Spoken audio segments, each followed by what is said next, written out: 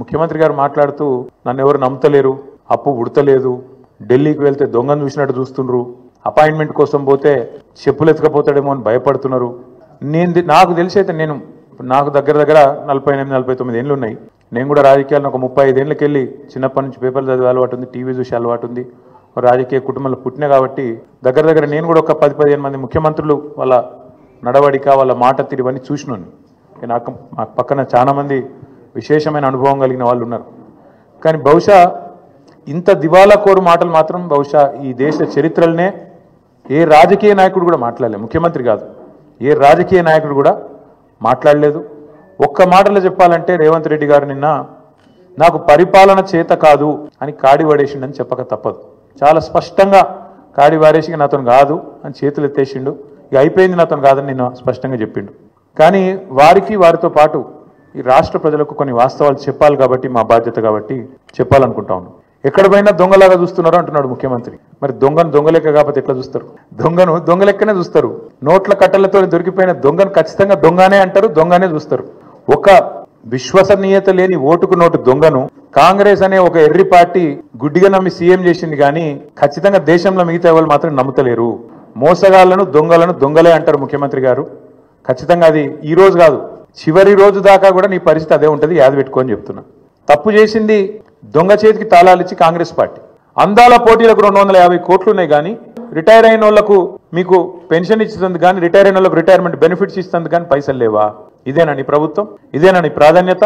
నన్ను కోసుకొని తింటారా అంటుండు ముఖ్యమంత్రి. నన్ను కోసుకొని వండుకొని తింటారా? ఇది ఒక ముఖ్యమంత్రి ప్రభుత్వ ఉద్యోగులను ఉద్దేశించి మాట్లాడిన మాట. అయ్యా ముఖ్యమంత్రి గారు, నిన్ను కోసుక తినేంత పిచ్చోడేవాడు లేడు. నువ్వే నీ తలమాసిన విధానాలతో రాష్ట్రాన్ని కాల్చుక తింటున్నావు. రాష్ట్రాన్ని సంవత్సరంన్నర రాచి రంపాన పెడుతున్నావు నువ్వు. ఇది వాస్తవం. ఇలా రాష్ట్ర ప్రజలకు మౌలికమైన ప్రశ్న అడుగుతున్నారు. కేసీఆర్ ఉన్నప్పుడు కరెంట్ ఎందుకు మంచిగా ఉండే, ఇప్పుడు మంచిగా ఎందుకు లేదు? కేసీఆర్ ఉన్నప్పుడు మంచినీళ్ళు ఎందుకు మంచిగా వస్తుండే, ఇప్పుడు ఎందుకు వస్తలేవు? ఎండాకాలం రాగానే మళ్ళీ ఆగం ఎందుకు అవుతుంది? మళ్ళీ బిందెలు పట్టుకొని రోడ్డు మీదకి ఎందుకు పోవాలి? కేసీఆర్ ఉన్నప్పుడు రైతు బంధు పడుతుండే, ఇప్పుడు ఎందుకు పడతలేదు? కేసీఆర్ ఉన్నప్పుడు టైంకు పెన్షన్లు వస్తుండే, ఇప్పుడు 2 నెలలు ఎందుకు ఎగ్గొడుతుండు? కేసీఆర్ ఉన్నప్పుడు చెప్పిన ప్రతి పని చేస్తుండే, ఇప్పుడు ఎందుకు చేయలేకపోతున్నాడు? కేసీఆర్ ఉన్నప్పుడు రాష్ట్రం రయ్యమని పురోగమనంలో ముంగటిపోయింది, ఇప్పుడు ఎందుకు తిరోగమనంలోకి అవుతుంది, ఎందుకు వెనకపోతుంది అని అడుగుతున్నారు. సమాధానం ఉందా నీ కాడ? ఎందుకు అంటే నీకు చేతనైతలేదు, నీ కాంగ్రెస్ పార్టీకి చేతనైతలేదు. నేను ఇంకా గమ్మత్తైన మాట, నేను ఇంట్లో ఉన్నా, ఇక నేను రెస్ట్లో ఉన్నా, నేను వీడియో చూసి పరిశాన్ అయినా. ఇట్లా కూడా మాట్లాడచ్చా అని. ఢిల్లీకి పోతే అపాయింట్మెంట్లు ఇస్తలేరు, చెప్పులు ఎత్తుకపోతారేమో అని చెప్పి కలుస్తలేరు అన్నాడు. అమ్మతోడు చెప్తున్నా ఈ మాట. నేను ఎవరు చెప్పులు ఎత్తుకపోతారట? అరే చెప్పులు ఎత్తుకపోయే వాళ్ళు వేరే పార్టీ వాళ్ళు ఉన్నారు ఇక్కడ, అది వాళ్ళ కథ వేరు. చెప్పులు ఎత్తుకపోవడం నాకు అర్థం కాదు. ఢిల్లీకి పోతే అపాయింట్మెంట్లు ఇస్తలేరు, ఎవరు ఇస్తలేరు? రాహుల్ గాంధీ ఇస్తలేడు, వరకు కరెక్టే. నీకు ఇయర్ కూడా ఎట్లు ఇస్తారు? నీకు తెలిసిపోయింది నీ కథ అంతా. ఇయరు ఈ కొత్తగా ఎవరైనా సుట్టపోడు కొత్తగా వస్తేనేమో మర్యాద ఇస్తారు ఎవరైనా సరే, 4 రోజులు ఉంటుంది మర్యాద. ఇక కానీ నువ్వు వచ్చేదేమో ఢిల్లీకి నీ పని మీద వస్తావు. మీ మూటలు మోసుకపోయేందుకు 42-43 సార్లు పోతుంది ఇప్పటికీ. అందులోనట ఈయన ఎకానమీ క్లాస్లో పోతుండట. బా ఫోటోలు మొత్తం బయట పెడతాం, ప్రైవేట్ ఫ్లైట్లు, బిజినెస్ క్లాసులు, మీ ట్రిప్పులు మొత్తం ఫోటోలు బయట పెడతాం, సోషల్ మీడియాలో ఇప్పటికీ తిరుగుతున్నాయి, మళ్ళీ పెడతాం. అరే గింత అన్యాయం మాటలు మాట్లాడతారు. 43 సార్లు ఢిల్లీకి పోతివి, 43 పైసలు లేకపోతివి, ఏముంటుంది ఇజ్జత్ నీకు ఢిల్లీ మార్కెట్లో? వీడు ఊకొత్తాడు పోతాడు, ఎందుకు ఇవ్వాలి మీకు అపాయింట్మెంట్? ఇస్తలేరు, ఏం చేయాలి మరి? నువ్వు మూటలు మోసేందుకు వస్తున్నావు ఢిల్లీకి, రాహుల్ గాంధీకి మూటలు ఇస్తేందుకు వస్తున్నావు. మొదలు మర్యాద ఉంటుంది, ఇక ఆఖరికి దొంగలెక్కనే చూస్తారు. మీరు ముఖ్యమంత్రి కాగానే మీ అనుమూల ఫార్ములా సీక్రెట్ సాస్ ఏదైతుందో అదేదో మా ప్రభుత్వానికి మొత్తం ప్రజలకు కూడా చెప్తే మంచిది కదా. ముఖ్యమంత్రి అయిన 6 నెలల లోపలనే మీ అన్న అనుమూల జగదీశ్వర్ రెడ్డి గారు 1000 కోట్ల పెట్టుబడి పెడతా అని మీతో ఒప్పందం కుదుర్చుకుంటాడు.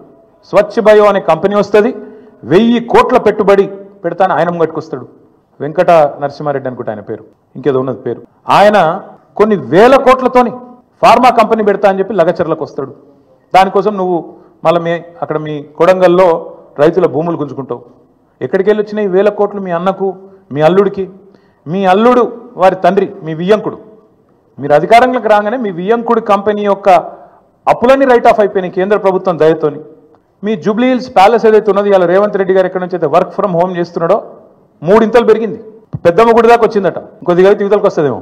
2000 ఎకరాలు కొన్నాడు 4th సిటీ దగ్గర. మొత్తం వెల్దండ నుంచి మొదలు పెడితే 4th సిటీ దాకా 2000 ఎకరాలు వీళ్ళ బినామీలు, వీళ్ళ కుటుంబ ఆస్తులు పెరిగినాయి. 10 లక్షలు కూడా పెట్టుబడి లేని నీ బామ్మర్ది సృజన్ రెడ్డి 1137 కోట్ల కాంట్రాక్ట్ వచ్చింది. నీ అల్లుడి ఆస్తి పెరుగుతుంది, నీ బామ్మరిది ఆస్తి పెరుగుతుంది, నీ కొండలరెడ్డి ఆస్తి పెరుగుతుంది, తిరుపతి రెడ్డి ఆస్తి పెరుగుతుంది, నీ వియంకున అప్పులు రైట్ ఆఫ్ అవుతాయి, నీ ఇల్లు మూడింతలు పెరుగుతుంది. కానీ రాష్ట్రం మాత్రం సంకనాకిపోతుంది, దివాలా అయిపోతుంది. ఎట్లయితుంది మరి ఇది? అందుకే మేము అంటున్నాం, ఈ సీక్రెట్ అంతా చెప్పండి మాకు కూడా.